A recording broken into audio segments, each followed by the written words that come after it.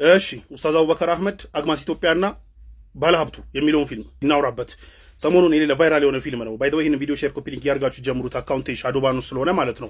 ለማንኛውም ኮንቴክስት ለመስጠት ያህል አግማስ ኢትዮጵያ የሚባለው ሲቪል ማህበር ኦር ኤንጂኦ ለደብረ ብርሃን ላይ የተፈናቀሉ ወገኖች ተፈናቅለው ደብረ ብርሃን ላሉ ወገኖች ፈንድሬዚንግ እያደረገ ነበር። እዛ ፈንድሬዚንግ ላይ እንግዲህ ከዛ ፈንድሬዚንግ ውስጥ አንዱ ላይ አንድ ባለሀብት እንግዲህ መልእክት ልኮ 15 ሚሊዮን ብር ሰጣለሁ አሉ። ደን ደግሞ አግማስ ኢትዮጵያ ደግሞ ኖ ጋሼ የእርሶ ብር እንኳን ለጊዜው ይቅርብኝ ብሎ አልቀበልም አለ። የአግማስ ኢትዮጵያን መልእክት ደግሞ ኡስታዝ አቡበከር አህመድ ሼር አደረገው። ሶ አልቀበልም ያለውን ድርጅት ታችሁ እናንተ ኡስታዝ አቡበከር ላይ ለምንድነው መዘምቱት? ዊ ኖ ሴራ when we see one እኛ ሴራን ስናየው ነው የምናውቀውና ይሄንን በዚህ እቺን አጋጣሚ የተጠቅማችሁ ምናምን ነገር ኡስታዝ አቡበከርን ጎትታችሁ ለመጣል ምናምን ሰውየው የገነባው ስብዕና ሲጀመር ማለት ነው በእናንተ ጫጫታ የሚወድቅ አይደለም። ሶ ሴራችሁን ያው ስለምንባል ነው የማያዋጣችሁ ነው ፍቱ ልላችሁ ነው። ካልፈታችሁ የሚመቻችሁ በጫጫታችሁ ምንም የሚመጣ ነገር ስለሌለ፣ ነገር ግን አግማስ ኢትዮጵያ መቀበል ነበረበት ወይስ አልነበረበትም የሚለውን ጉዳይ ግን ልናወራበት እንችላለን።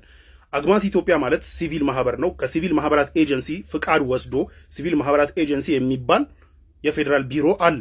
ከዛ ቢሮ ፍቃድ ወስዶ የሚሰራ እንደ ማንኛውም ኤንጂኦ እንደ ሁሉም ኤንጂኦዎች ፍቃድ ወስዶ የሚሰራና የሲቪል ማህበራት አዋጅ የሚባል አዋጅ ስር የሚተዳደር ተቋም ነው። ፍቃድ ያለው ተቋም ነው። ሶ ይህ ተቋም እዛ አዋጅ ስር በሚተዳደርበት አዋጅ ስር ፈንድሬዝ ሲያደርግ እነዚህ ኤንጂኦዎች ፈንድሬዝ ሲያደርጉ ህጋዊ ከሆነ የገንዘብ ምንጭ ብቻ መቀበል እንዳለባቸው በግልጽ ይደነግጋል። ይሄንን ከእምቢ ካልክ ያው ፍቃድ ይሰረዛል ማለት ነው። አሁን ችግሩ የሆነው ምን መሰላችሁ? እኛ ቲክቶክ ላይ የሶሻል ሚዲያ ላይ ምናምን ነገር የምናውቀው የሆነ ሰም ቲክቶከር የሆኑ የተቸገሩ ሰው ምናምን ነገር ድንገት ያገኝና ቀርጾ ፖስት ያደርጋቸዋል። ከዛ የ100 ብር ቻሌንጅ የምናምን ብር ቻሌንጅ ይጀመርላቸው ይባላል። ገንዘብ ተሰብስቦ ይሰጣቸዋል። ከየትም ይምጣ ከየት ገንዘቡ ማለት ነው። ይህ በግለሰብ ደረጃ ምናምን የሚደረጉ ፈንድሬዚንጎች ከሆኑ ሌላ ጉዳይ ነው። ነገር ግን ከሲቪል ማህበራት ኤጀንሲ ፍቃድ ወስዶ በሲቪል ማህበራት አዋጅ ስር የሚተዳደር ድርጅት ግን ሊጠነቀቅ ይገባል። የሚወስድ ድርጅት ነው። ሶ በአዋጁ ስር ባሉ አንቀጾች ምንድነው አክብሮ ሊሰራ ይገባል። ናው እኒ ግለሰብ የሰጡት ገንዘብ ህገወጥ ነው ወይ የሚለው እኛ አናውቅም። እሱን ማን ነው የሚያውቀው? መንግስት ያውቃል። ያው ከዛ ውጭ ደግሞ አላህ ይወቅ። ገባችኋል? ነገር ግን ግለሰቡ በተለያዩ ነገሮች ተጠርጥረው ከሀገር ወጥተው ያሉ እንደሆኑ ማንም ያውቃል። ሶ የሳቸው አንደር ኢንቨስቲጌሽን ላይ ወር በምርመራ ላይ ያለ ተጠርጥረው በምርመራ ላይ ያለ ያው ፍርድ ቤት ደግሞ ገና ሲያረጋግጠው ነው የምናውቀው። ነገር ግን አንደር ኢንቨስቲጌሽን ላይ ያሉ ግለሰብ የሚሰጡትን ገንዘብ ኖ የእርሶ እንኳን ለጊዜው ይቅርብኝ ምክንያቱም ከአዋጁ ጋር ያጋጨኛል ብሎ ይህ ድርጅት አልቀበልም ማለቱ ትክክለኛ እርምጃ ነው። ቢቀበል ፍቃዱ ይሰረዛል። ለዚህ ደግሞ ማረጋገጫቸው አንደኛ አዋጁን ሄዳችሁ አንብቡት። ሁለተኛ ግን ለምንድን ነው በዚህ 2 ቀን ውስጥ አግማስ ኢትዮጵያ 15 ሚሊዮን አልቀበልም ሲል ሌላ ኤንጂኦ ኖ ለኛ ስጡን እኛ ተቀብለን እናደርሳለን ያላለው ለምንድን ነው? ቢኮዝ አገሪቷ ውስጥ ያለው ኤንጂኦ በሙሉ በሲቪል ማህበራት ኤጀንሲ ስር ፍቃድ ወስዶ የሚሰራ ነው። ይሄን ከተቀበለ ፍቃዱ ይሰረዛል። ይሄን አሳምሮ ያውቃል። ስለዚህ ማንም አይዳፈርም። አግማስ ኢትዮጵያም ራሱን ሴቭ ማድረግ ነበረበት። ኖ የእርሶ ብር ይቅርብኝ ብሏል። ያው በኋላ ጉዳያቸው ታይቶ ምናምን ያው ከመንግስት ጋር ሰላም ሲያወርዱ ያኔ ሊቀበል ይችላል ማንኛውም ኤንጂኦ። አሁን ላይ ግን አልቀበልም ብሎ ራሱን ሴቭ ማድረጉ ትክክለኛ እርምጃ ነው። ይህ ሲባል የግለሰቡ የባለሀብቱ ገንዘብ ለተፈናቀሉት ቢደርስ ምግብ አይገዛም ምናምን ማለት አይደለም። ይገዛል፣ ብዙ ነገር ያደርጋል። ግን ያው የራሳቸው መንገድ ይፈልጉ፣ መንገዱን ጨርቅ ያርግላቸው መርዳት ካሰቡ እንጂ ኤንጂኦዎቹ ግን ተቀበለው ለጊዜው ሊያስተናግዱ አይችሉም። ቢኮዝ አዋጁ ህጉ ስለሚከለክላቸው። ገባችሁ አይደለ? ይህንን መረዳት አለብን። ልክ ቅድም እንዳልኳችሁ ዝም ብሎ ይሄ የ100 ብር ቻሌንጅ የምናምናም ተርጉ ገንዘብ ተሰብስበው እንደሚሰጠው አይደለም። በድርጅት ደረጃ ሲደረግ መከተል ያለባቸው ህጎች አሉ። ህጎች መጣስ የለባቸው ማለት በዚያ ፍቃድ ይሰረዛል ማለት ነው። ስለዚህ ይህንን ምናምን ሳናገናዘብ ደግሞ ዘለን ኡስታዝ አቡበከር ላይ መዝመት ደግሞ የሌለ ስቱፒዲቲ ነው። ባይ ዘ ዌይ ማለት ነው። የሚያዋጣ አይደለም። በእናንተ ጫጫታ የሚወድቅ ስብዕና አይደለም። ሶ ኡስታዝ አቡበከርን ምንም ልታመጡ አትችሉም ልላችሁ ነው። ዝም ብሎ በጫጫታ የሚመጣ ነገር የለም። ነገሮችን መረዳት ጥሩ ነው። ነገሮችን ለማንኛውም በየእንትናችሁ ምናምን ተሰብስባችሁ ምንድነው በየሶሻል ሚዲያው በየፌስቡኩ በየቲክቶኩ ምናምን ኡስታዝ አቡበከርን ከመሳደብ ሰብሰብ ምናምን እንደዚህ እንደተሰበሰባችሁ እንደዚህ እንደዘመታችሁት የሆነ ነገር ይዛችሁ ለተፈናቃዮች ሄዳችሁ ብትረዱ ጸዴ ነገር ነው። ቢኮዝ ያው በስ የእናንተ ኡስታዝ አቡበከርን መስደብ እዛ አንድ ዳቦ አይገዛም። ዝም ብለህ የሚሻለው አንድ ዳቦ ይዘህ ብትሄድ ነው እዛ የሚሻለው ከመስደብ ማለት ነው። ስለዚህ ያው ይሄንን ነገር እንትን ብታረጉ ጥሩ ነው፣ ብትረዱ ጥሩ ነው። ደን ደግሞ አግማስ ኢትዮጵያ የሚባለው ድርጅት ያው ራሱን በራሱ ዲፌንድ ማድረግ ካለበት ዲፌንድ ያድርግ። ነገር ግን የማይመለከተውን ሰው ግን ሊያውም ለሀገር ብዙ ነገር የሰራ ሰው ያው ትላንትና ስታደንቀው የነበረውን ሰው ዛሬ አጋጣሚ ያገኘው ብለህ ጎትተህ ልጥለው ስትሞክር ያው ሰው ይታዘባል እንጂ ምን የምታመጣው ነገር የለም ልል ነው። ማሰላም አቡበከር ላይ ደግሞ ተነስተውበታል። ዘመቱብኝ። ዛሬም አቡበከር ላይ ዴሊብሬትሊ ነው የተነሳችሁበት። ወርቁ አይተህ ነው ድጋፍ እንዳያረግ ተደረገ። ጠቅላላ ሚዲያውን ሂዱት። ወርቁ አይተህ ነው ድጋፍ እንዳያረግ የከለከለው ደግሞ አቡበከር ነው። አቡበከር የሚመራው እንጂው አለ። በዚሁ ተናግሬው ልሂድ። አዎ በህግና ስርዓት ነው የሚሄደው የአቡበከር እንጂው። ነገ ከነገ ወዲያ ሪፖርት ያቀርባል። እንዳይመስልህ እዚህ የእውቀት ስንፍናችሁን አደባባይ አትግለጡ።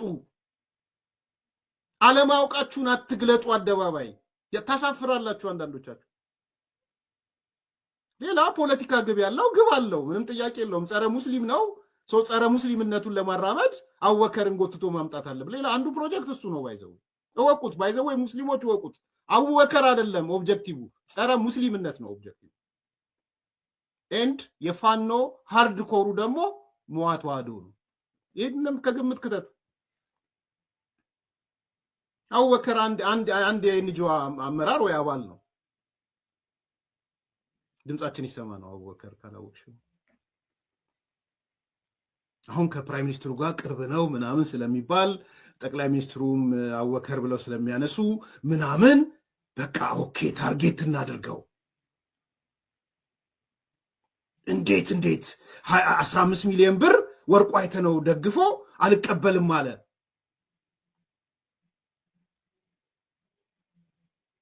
አዎ አይቀበልም። ነገ ሪፖርት ሲያደርግ ምን ብሎ ሪፖርት ያደርግ? አይፈቀድም። መንግስት ከሚፈልገው ህገወጥ ነው ብሎ ከሚፈልገው አካል፣ ሽብርተኛም ብሎ ካለው ከሚፈልገው አካል ገንዘብ የመቀበል ስልጣን የላቸውም። ኤንጂኦዎች ሪፖርት ያደርጋሉ። እንዴ አገሪቷ ህግ አላት። የኔ ወንድም ባፈተታ አትሄድም። ሶ አት ዘ ኤንድ ኦፍ ዘ ይር የእነ አቡበከር ድርጅት አመታዊ ሪፖርት ይዞ ይሄዳል። የት? መንግስታዊ ያልሆኑ ድርጅቶች ማስተባበሪያ ጽህፈት ቤት ሄዶ የተሰበሰበው ይሄ ነው፣ ከነከሌ የሰበሰብኩት ይሄ ነው፣ ከዚህ ያገኘሁት ይሄ ነው፣ ይሄኛውን ያወጣሁት ይሄ ነው፣ ሪፖርት ያቀርባል።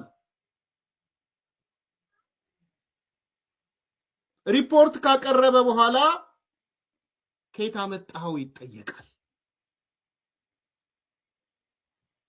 እኔ የአቡበከር ጠበቃ ልሆን አይደለም፣ ዘመቻውን ስላየሁት ነው። መሰረት በደንብ ዘመቻው ገብቶኛል። እኔ ገብቶኛል። ምን ርህራሄ ቢኖረው ኖሮ ወርቁ አይተህ ነው ጦርነት ይቁም አይልም ነበር። ትልቁ ስራው ጦርነት ማቆም አይደለም? አማራ ክልል ረሃብ ቢኖር ችግር ቢኖር የጦርነት ጋር እንዴ? አሁን ሌላ ነገር ውስጥ መግባት አልፈልግም።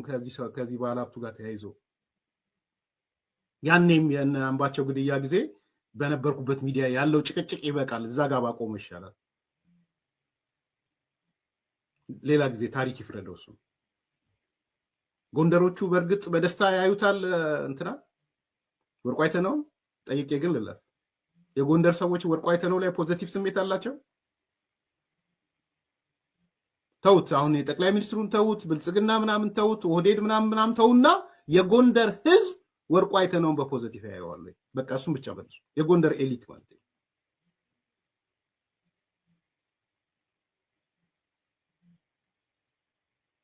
ስለዚህ ለኔ ከፈረሱ ጋሪው ነው። ኦኬ መደገፍ ከፈለክ መርዳት ጦርነት እንዲቆም ደግፍ፣ አስቁም ጦርነቱን። በዛ ያለ አቅም ካለ ጦርነቱን አስቁመው። አጀንዳ ተቀባባይነት ያለው አጀንዳ ማቀጣጠል ይፈለጋል። ህወሓት ክሬት ያደርጋል፣ ይቀበላል ፋኖ።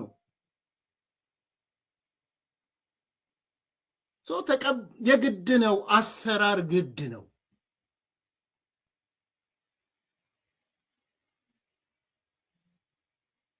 አይቻልም፣ በፍጹም አይፈቀድም። ከሽብርተኛ ድርጅት ብለህ ወይም ከሽብርተኛ ከጠረጠርከው መቀበል ድርጅትህን ብቻ አይደለም የሚያዘጋብህ፣ አንተም ትታሰራለህ። እና እንዲታሰርላችሁ ነው አቡበከር ዛሬ ከጠቅላይ ሚኒስትሩ ጋር ደህና ስለሆነ ተውተው ይባላል ብላችሁ ነው? አይደለም፣ እንደዛ አይደለም። እንዴ እናስብ እንጂ አይምሮ ይኑረን። በተለይ አብሮ ይሄ መናጆ የሆናችሁ ሰዎች፣ ጅራሬ የሆናችሁ ሰዎች ቆም ብላችሁ አስቡ። ምን ነው ወርቁ አይተህ ነው ለአማራ ሕዝብ ትቆረቆራለህ? እንግዲያውስ ጦርነቱ እንዲቀር ስራ። ስራ። በዚህ በኩል አላቅም ምን ያህል ድጋፍ እንደምታደርግ ለጦርነቱ መረጃው ስለሌለኝ፣ ግን የምሰማቸው ማአት ነገሮች አሉ። ማአት ነገሩን እዚህ መናገር አልችልም። ግን ትልቁ መለኪያ ጦርነት ማስቆም ነው። ትልቁ መለኪያ ግብር መክፈል ነው። ትልቁ መለኪያ ትክክለኛ ቢዝነስ መስራት ነው። አላቅም ዲቴል ስለሌለኝ አለማጭበርበር ነው። አላቅም እሱ መንግስት ይወቀው። በእርግጥስ ያቀረብከውን ፕሮጀክት ነው ወይ እየሰራህ ያለው? ምንም መረጃ የለኝም። እንደተባለው ዘይት ፋብሪካ መጥቶ ዘይት እየተመረተ ነው ወይ ኢትዮጵያ ውስጥ ወይስ ሌላ መንገድ ነው? አላቅም። እሱ መንግስት ይናገረው። ለምን ሮጠ ወጣ? መንግስት ይናገረው። ለምን ሸሽተ ወጣ? መንግስት ይናገረው። ግን ደግሞ እንደ አቡበከር አይነት ሰው ጥርጣሬ ያለኝ ካለ ድርጅት ስለሆነ ድርጅቱ አዎ ምንጩ ካልታወቀ አካል ዝም ብዬ ድጋፍ መጣ ብዬ አልቀበልም የማለት ግን ህጋዊ ግዴታ አለበት፣ መብት አይደለም። እና አቡበከር ግዴታን ያለባቸው አልቀበልም ማለት ነገ ባንተ ምክንያት መታሰር የለበት፣ በሆዮታና በወጀብ ቅርቃር ውስጥ መግባት የለበት። ይህን ተረዱ።